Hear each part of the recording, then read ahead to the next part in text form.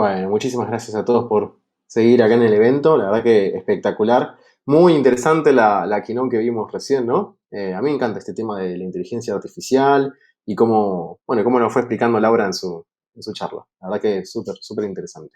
Bueno, en esta ocasión la idea es hablarles sobre algo también un poco técnico, pero relacionado a lo que es seguridad informática. Para aquellas personas que estén interesados en saber de qué se trata seguridad informática, obviamente es un mundo bastante grande y hay un montón de cosas a tener en cuenta, pero sin embargo, en esta ocasión lo que les quisiera hablar y contar es de qué se trata una prueba de intrusión.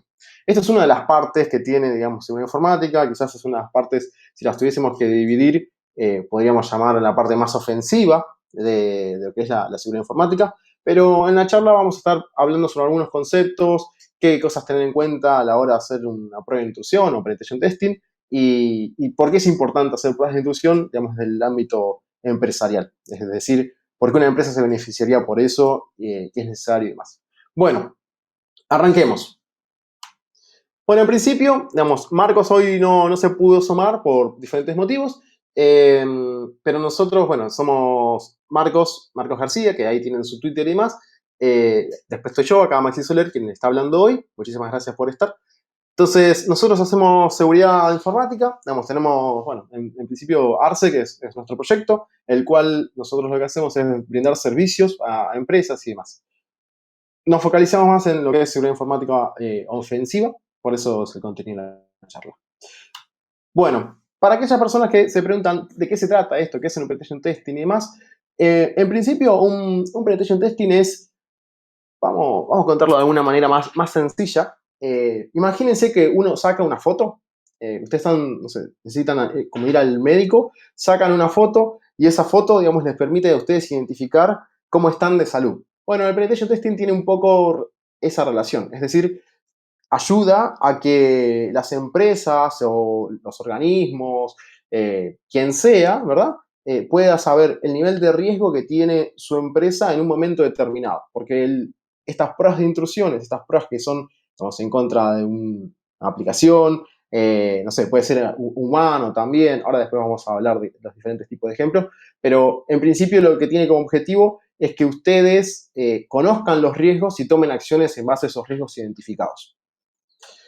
Ya un poquito más a una definición más académica, si se quiere decir, digamos, lo que hace el penetration testing es ayudar a las empresas, digamos, a identificar estos riesgos, validando esos mecanismos de defensa que tienen implementados, es decir, para ver si son vulnerables o no. El tema pasa lo siguiente, que si algo es vulnerable y nosotros no lo sabemos, algún atacante externo o algún ciberdelincuente, no llamémoslo hacker ni algo así, porque es otro término, se podría aprovechar de eso y, bueno, causar algún daño en la empresa o inclusive tener algunas particularidades, digamos, que puedan estar relacionadas a la pérdida de reputación, obviamente daños económicos, pérdida de imagen y demás. Lo ideal, digamos, de estas pruebas es que de alguna manera se puedan hacer de forma controlada, digamos, identificando primero las vulnerabilidades, luego explotándolas y ver hasta dónde es posible llegar mediante estos hallazgos. Bueno, podrán escuchar también que existe el término vulnerability scanning o escaneo de vulnerabilidades, pero no es lo mismo. La verdad es que es como mucho más específico un escaneo de vulnerabilidades en comparación, perdón, es mucho más específico el pentest en comparación al escaneo de vulnerabilidades, porque el escaneo de vulnerabilidades generalmente lo que hace es utilizar herramientas automatizadas, que es, uno le dice a dónde va a ser el target a analizar, por ejemplo, no sé, podría ser un sitio web que ustedes tengan y lo quieren analizar, entonces lo ponen directamente en alguna herramienta, le dan doble clic y se ejecuta. El pentest lo que hace es combinar muchas técnicas, tanto pruebas manuales como automatizadas, y dar mejores resultados. Hay muchas más pruebas que se tienen en cuenta y demás. ¿Cómo es que las empresas se benefician? ¿Cómo es que las empresas se benefician o por qué lo necesitarían? Bueno, primero, digamos, hay cosas a tener en cuenta que las pruebas de intrusión muchas veces son necesarias no solo digamos, por el beneficio en sí que traen relacionado a los resultados, sino que ayudan a estar en alineamiento con las normativas, Las normativas nos referimos a los estándares que utilizan las empresas para, no sé, acá en Argentina podríamos llamarlo, no sé, que los bancos tienen las normativas del Banco Central. Entonces, las del Banco Central les exige que por lo menos los bancos hagan un PENTES anual para asegurar la infraestructura, su home banking y demás. Si lo queremos llevar a otro contexto, podría ser, no sé, alguna como PCI, que es para transacción de tarjeta de crédito y demás. Otro beneficio es que ayuda a la imagen corporativa. Digamos, si una empresa es segura y tiene, digamos, este tipo de análisis con frecuencia y, bueno, imagínense que uno va a confiar más, ¿no? Como usuario final, como cliente, vamos a confiar muchísimo más en eso. Después, lo que hace también por otro lado es ayudar en la gestión, digamos, en la gestión de vuelta. Hablamos de la gestión cuando nos referimos a la gestión de las vulnerabilidades, la gestión del riesgo, conocer ese riesgo que es súper importante a la hora de tomar decisiones. Para que tengan un pantallazo general, el riesgo, hay diferentes factores, hay diferentes formas de llevar el riesgo. El riesgo puede ser aceptado, el riesgo puede ser trasladado, el riesgo nunca se puede reducir a cero, siempre va a haber algún riesgo, algo pendiente o algún riesgo mínimo va a existir. Bien. Algunas reglas y consideraciones a tener en cuenta son: no es posible hacer ningún tipo de análisis o ningún tipo de prueba de intrusión sin antes haber, por ejemplo, firmado un contrato, sin tener lo que se llama también un NDA, que es una cláusula, digamos, específica, digamos, eso es bien específico de este tipo de servicios, donde imagínense que ustedes, volvamos al caso típico del ejemplo, cuando uno va al médico. Vas al médico y el médico no está, digamos, repartiendo tu historial médico ni publicándolo en la calle y demás. Bueno, acá pasa lo mismo. Si alguien es contratado o tiene que hacer una prueba de intrusión en la empresa en la que trabaja y demás, no va a publicar los resultados porque es información confidencial. Y esa información le puede servir ser muy útil a un atacante o a la competencia o a quien esté atrás, digamos, de ese objetivo, ¿no? Entonces la idea es al revés, que tomando los mecanismos necesarios, digamos, las precauciones necesarias, exista una firma de contrato donde se defina un objetivo, digamos, el alcance, las limitaciones también, porque esas limitaciones a veces pueden estar dadas desde lo que es el punto de vista ya sea legal, de comunicación, de envío de información.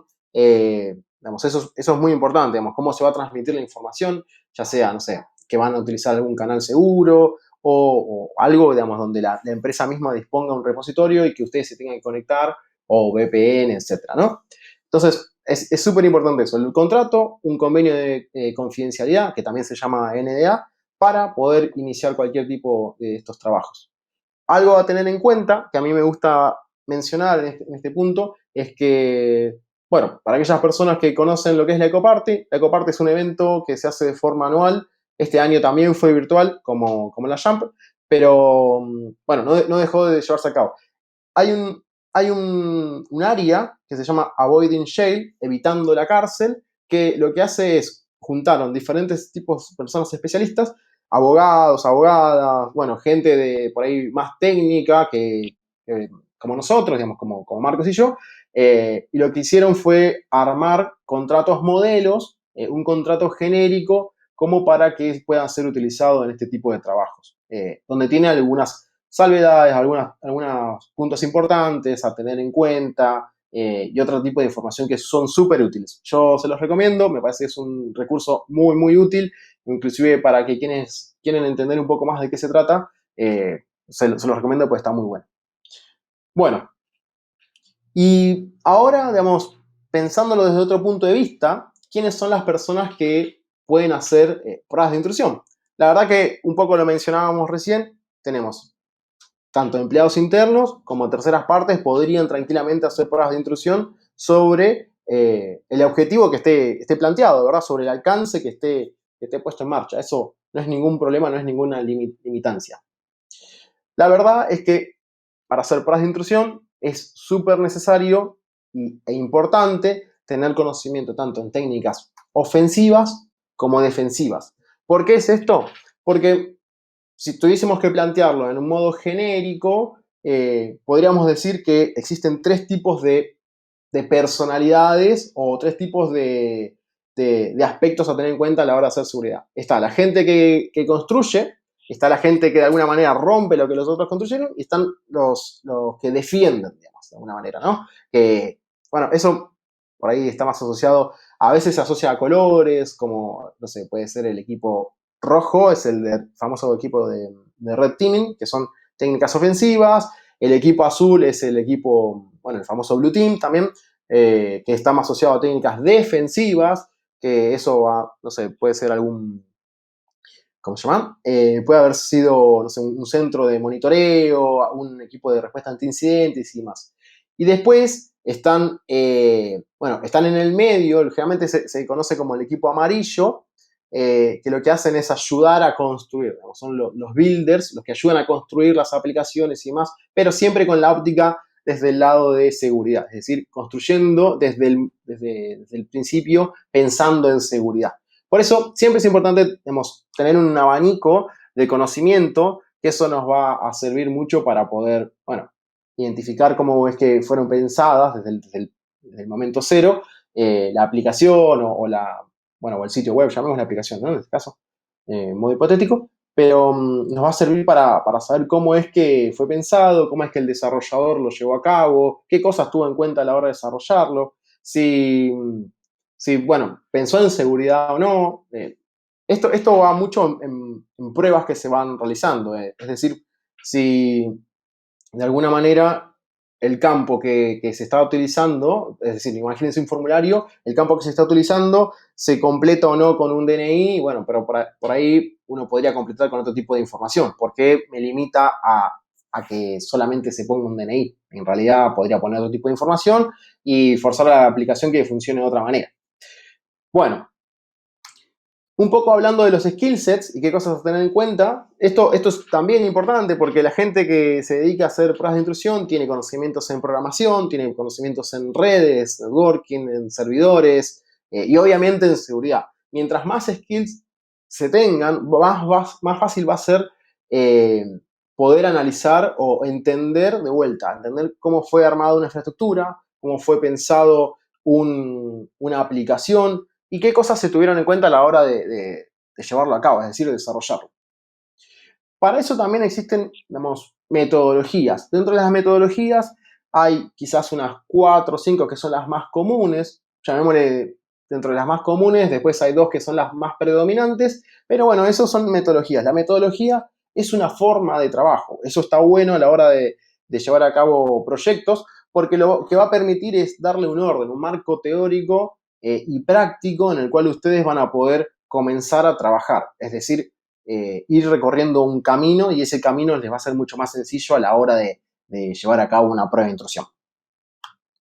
Entre las más comunes, bueno, está la de OWASP, que es esta acá a la izquierda, la de OSTMM, también esta es muy conocida, bueno, después está esta de Penetration Testing, del Technical Guidelines y demás.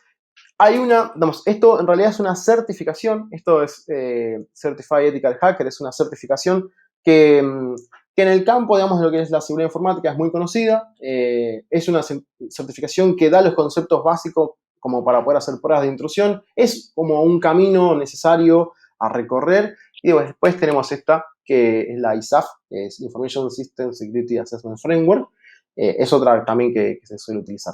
Las más conocidas, generalmente, dependiendo de lo que estemos analizando, podrían ser la basada en OWASP y la de OSTMM.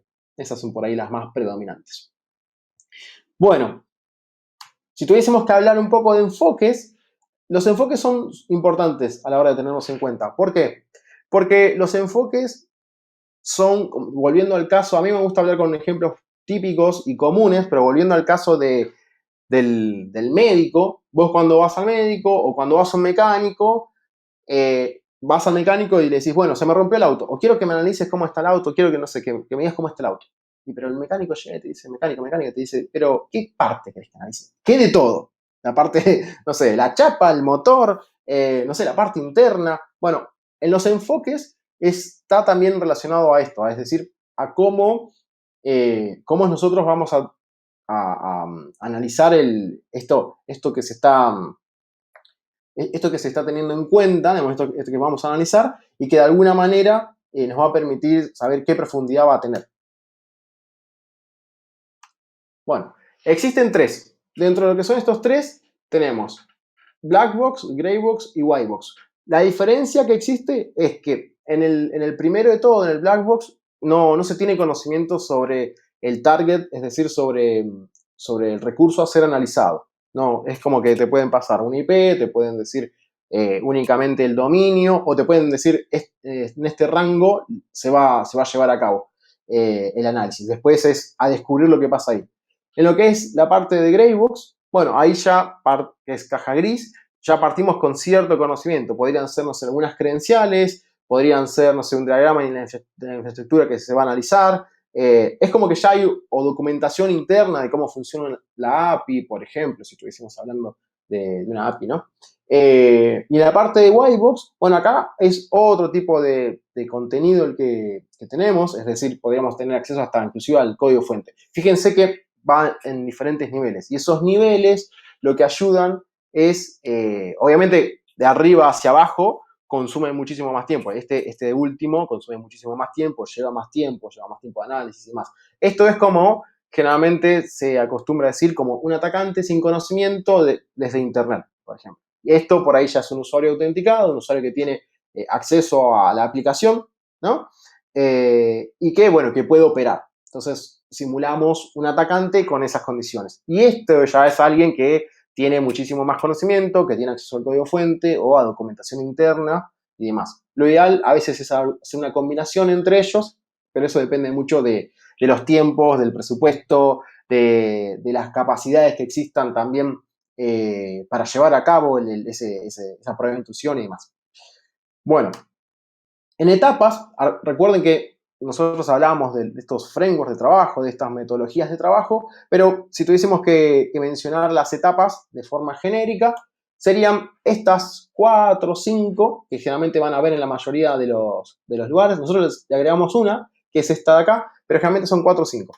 La primera, la más sencilla de todas, es la parte de recolectar información. Eso de recolectar información es como cuando empezás a identificar cierta información que te puede ser útil sin estar en contacto, es decir, sin acercarte o sin comunicarte con lo que puede llegar a ser el objetivo a ser analizado. Es decir, es una especie de sondeo. Puedes recorrer, no sé, en archive.org o ver, hacer lo que se llama Open Source Intelligence, que es utilizar fuentes abiertas recolectando información sobre lo que estás analizando. Entonces, eso te va a dar un pantallazo general. Eso es como en la primera etapa. La segunda, digamos, ya un poco más activa, de hecho, en esta segunda etapa ya hay, digamos, comunicación, es decir, ya hay interacción entre lo que sería el servidor a ser analizado, la aplicación a ser analizada y nosotros. Entonces, lo que hacemos es ya empezar a ejecutar herramientas, hacer pruebas manuales, ver cómo también responde a estas pruebas que nosotros vamos haciendo, identificando esos servicios. Esos servicios, digamos, la idea es que una vez que tengamos los servicios identificados o posibles puntos de entrada, se puedan comenzar a mapear. La tercera etapa ya es, una vez identificado eso, a modo genérico, obviamente, ¿no? Esto es modo teórico, es la parte de identificación y explotación de vulnerabilidades. Acá ya es como mucho más a la obra y identificamos y tratamos de explotar vulnerabilidades. ¿Cómo? Bueno, aprovechando versiones que puedan existir o problemas que pudiesen existir en la aplicación. Como cuarta etapa, lo ideal es permanecer en el sistema o mostrar de que en realidad existe esa vulnerabilidad, ¿verdad? La quinta está relacionada al borrado de rastros, donde nosotros, bueno, realmente lo que hacemos es decir, bueno, listo, mostremos, no rompamos nada, mostramos que hay una evidencia y seguimos adelante. Y la sexta es un proceso continuo. Lo ideal es que siempre exista un proceso continuo para poder avanzar y que esto no quede como que se hizo una única vez y no se va a volver a repetir. Eso es un poco la idea. Bueno, si tuviésemos que hablar de los tipos, bueno, los tipos son diferentes, esto también va relacionado al alcance, tenemos relacionados a la dirección de red, a seguridad en aplicación o web, en la aplicación también incluimos la parte mobile, está la parte client-side, la parte de wireless o redes inalámbricas, y después la parte de ingeniería social, que eso está mucho más asociado a lo que son las personas. Bueno, hay algunas cuestiones a tener en cuenta también que son relacionadas a las pruebas automatizadas y las pruebas manuales. En esto de hacer pruebas automatizadas o pruebas manuales, tenemos lo siguiente. Podemos hacer pruebas manuales de forma, digamos, hay algunas cuestiones a tener en cuenta, que son, las pruebas manuales, digamos, requieren como habilidades o skills mucho más elevados, digamos. Vos, de alguna forma, necesitas múltiples herramientas, digamos. Es diferente, digamos. Siempre lo que conviene hacer es un complemento de las dos cosas. Entonces, eso nos va a dar la posibilidad de nutrirnos, hacer un proceso de retroalimentación entre lo que son las pruebas manuales y las pruebas automatizadas. Es quizás lo que conviene hacer en cualquier tipo de ejercicio que se lleve a cabo. Las pruebas manuales obviamente no van a producir una negación de servicio, ¿requiere muchísimo más tiempo? Sí, totalmente. Una prolijidad a la hora de hacerlo, y sí porque, digamos, vos no te estás nutriendo de algo que se ejecuta por vos, sino que estás usando tus manos, pruebas de lógica, ver si hay problemas en lo que son la parte de la lógica del negocio también.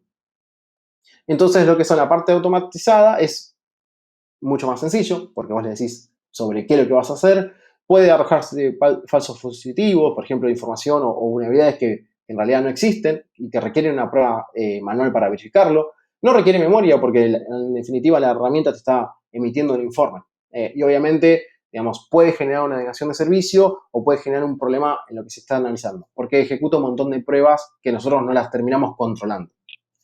Bueno, y para ir cerrando, digamos, esto era un poco de lo que habíamos hablado antes, los diferentes equipos que existen. Hace poco también se agregó un equipo que es el equipo púrpura, digamos, o violeta, como quieran llamarlo, digamos, que trabaja en relación a todos. Es decir, el púrpura de alguna manera vela porque, ¿cómo se llama?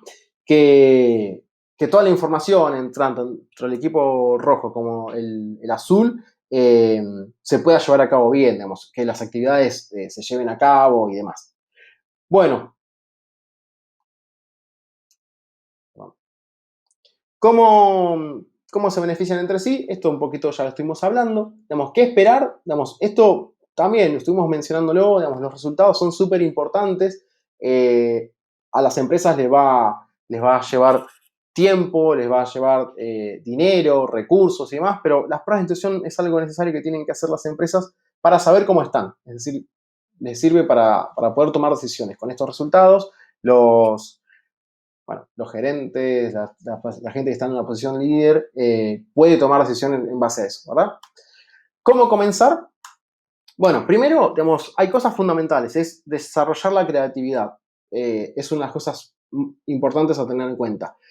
Usar lo que se llama pensamiento lateral, ser curioso, investigar, poner a prueba. Hoy en día hay un montón de recursos disponibles como para que ustedes puedan utilizar y no tener ningún problema legal. Es decir, puedan probar y hackear libremente. Hay unas cosas muy, muy famosas llamadas Hack the Box, donde uno puede conectarse ahí y aprender a hackear. Try to Hack Me también, Try Hack Me también. Entonces, súper sirven para comenzar a probar, a usar herramientas, no sé, a la gente que le guste programar puede desarrollar sus propios scripts o sus propias herramientas chiquitas como para automatizar procesos. Está muy interesante. Yendo un poquito más allá, bueno, ganando experiencia, hay algo que se llama Bug Bounty. Los programas de Bug Bounty son programas de recompensa que a veces pueden ser pagos o no, en el cual, digamos, lo que beneficia a la persona que está participando es de poder obtener recompensas por unidades que reporta. Es decir, hay diferentes programas, por ejemplo, la plataforma más común es HackerOne, hay algunas como Backcrow o, bueno, otras en español como Boonscope, que lo que hacen es poner, digamos, targets, es decir, sitios o lo que sea que el cliente haya definido, dentro del alcance, y uno puede hacer análisis de seguridad, pruebas de intrusión, se llama bug bounty, ¿no? De forma gratuita, y sin tener ningún problema legal. Entonces, si descubrís alguna vulnerabilidad, lo que hacen es después darte una recompensa, pagarte por ello, dependiendo del programa, ¿no? En algunos no son pagos, sino que por ahí dan puntos. Entonces, a medida que vas sumando puntos, te invitan a programas mucho más interesantes que ahí sí, digamos, puede servir. Hay mucha gente que se dedica a esto tiempo completo, y hay otra que lo hace por hobby, por diversión o cuando pueden. Bueno, estamos casi cortos de tiempo. Si tienen alguna consulta o alguna pregunta, vamos a aprovechar y pueden mandarme un email o mismo pueden mandarme un mensaje por Twitter, no hay ningún problema. Así que las preguntas y eso los vamos a dejar para después. Bueno, muchísimas gracias por haber estado, les agradezco y cualquier cosa ahí tienen en mi Twitter como para poder comunicarse. No hay ningún problema. Y en slides.com/arce tenemos esta presentación y muchas otras cosas más relacionadas a seguridad también. Muchísimas gracias.